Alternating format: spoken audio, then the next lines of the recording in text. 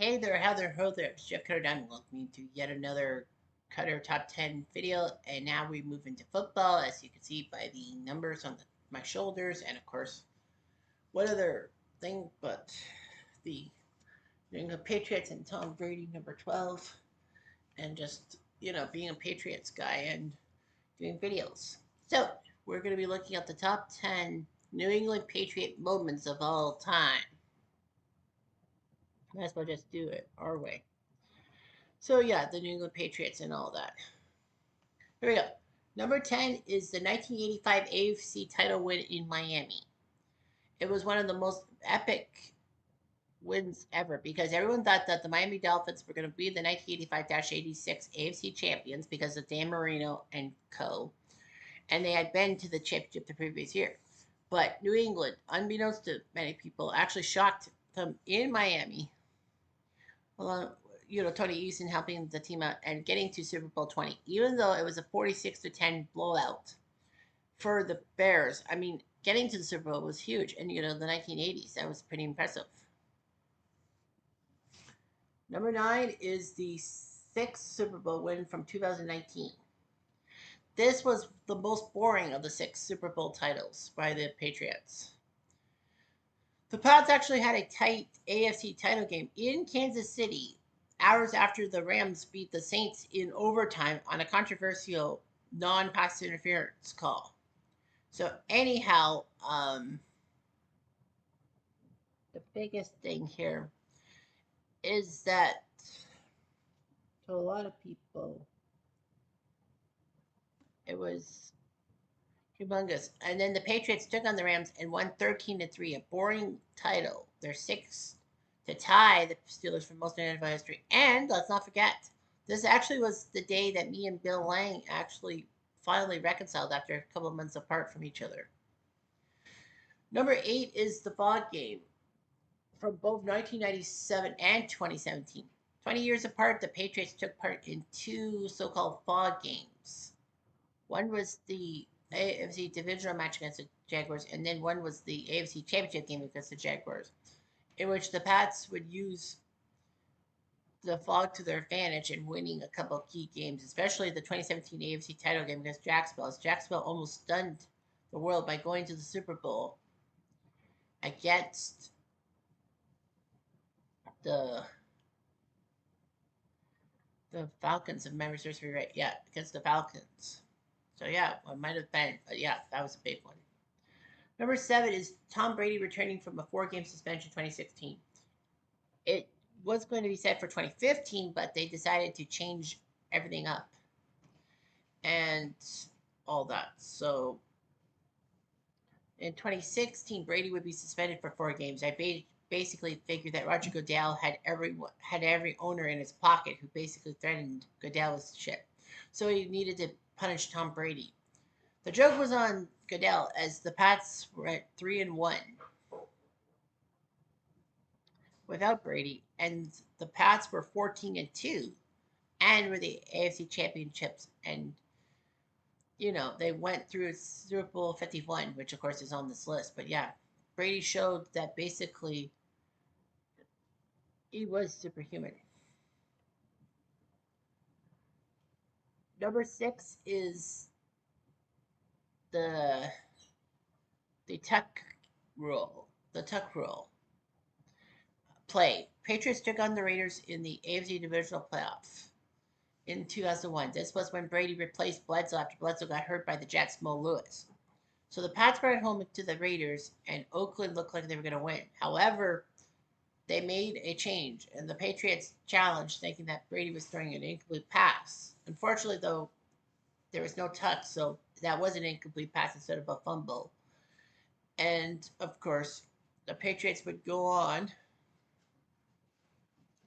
to do well against the Raiders, which actually does make the top 3, surprisingly enough. Number 5 is Malcolm Butler's pick in Super Bowl 49 in 2015. Just to let you know that the Super Bowls in 2004 and 2005 were not there. They should have been there, but yeah, I should have known. Yeah, with the Patriots, I should have went 04 and 05 Super Bowls, especially 04.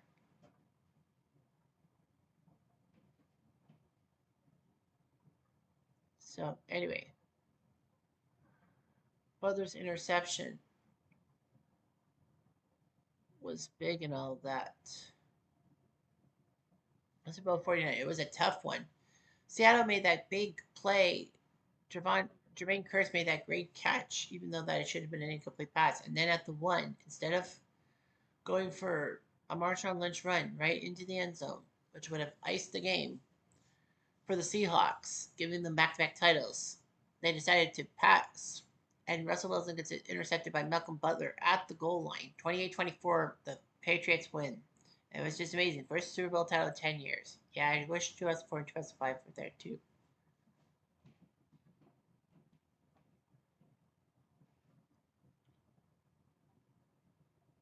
Anyway, number four is winning the regular season. Perfect regular season 2007.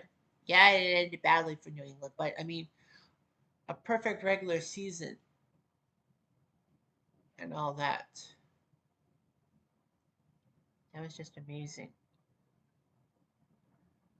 And the fact was that, you know, going 16-0 is no easy feat and all that because you usually get a couple of trap games and all that. But the Patriots pulled it through. Brady did his job, and Randy Moss had the most touchdown catches in 1 year. Brady had the most touchdown passes in 1 year.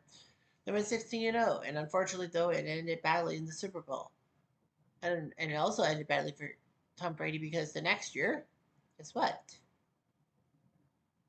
They would miss out. Like Brady would get hurt at the start of the season. Number three is the Snow Bowl victory against the Raiders. So logically, the tuck rule. But then Adam Vinatieri made two fantastic kicks in the blizzardy snow. Did I mention it was the blizzard?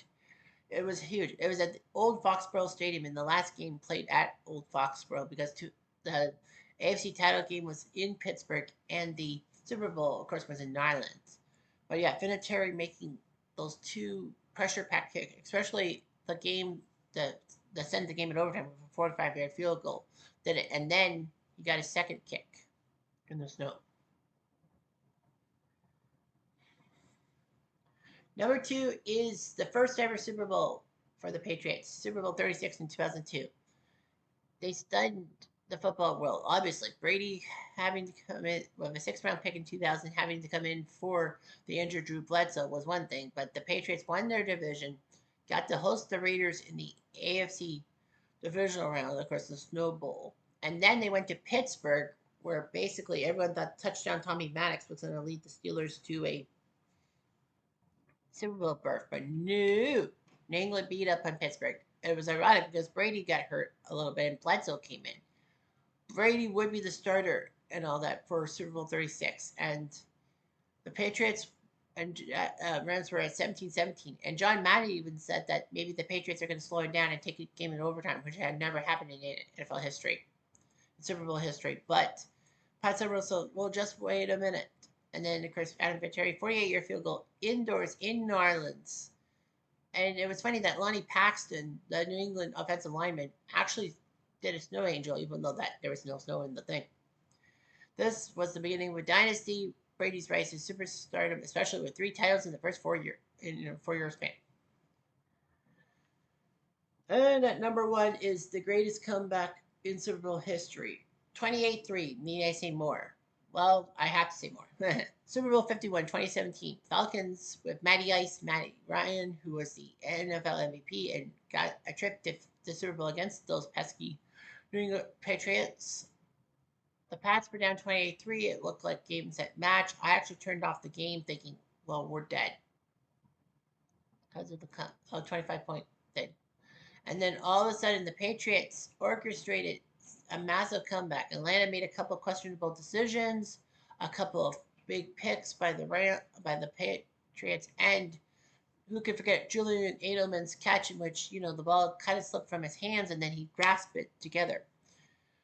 I managed to see overtime in which the Patriots and Falcons were in overtime, 28-28, And then all of a sudden, James White goes into the end zone. Patriots beat the Falcons 34-28, giving Brady his fifth Super Bowl ring and cementing his legacy and cementing why the New England Patriots are one of the best teams, best franchises around.